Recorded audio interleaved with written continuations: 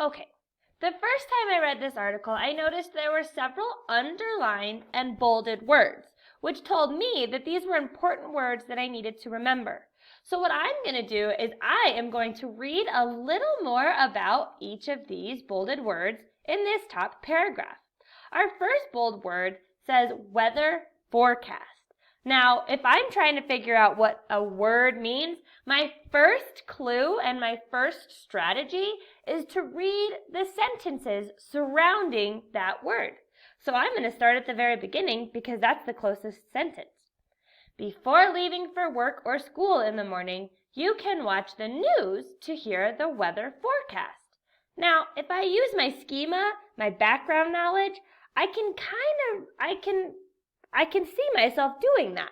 I can see myself coming downstairs to watch the news to see what the weather will be like for the day. But that doesn't really tell me totally what a weather forecast is.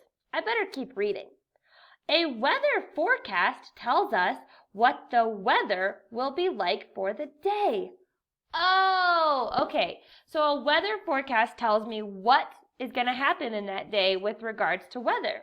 So I'm going to read one more source to make sure I get my facts straight and see if the facts line up.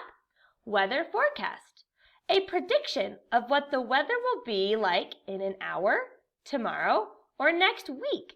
Weather forecasting involves a combination of computer models, observations, and knowledge of trends and patterns.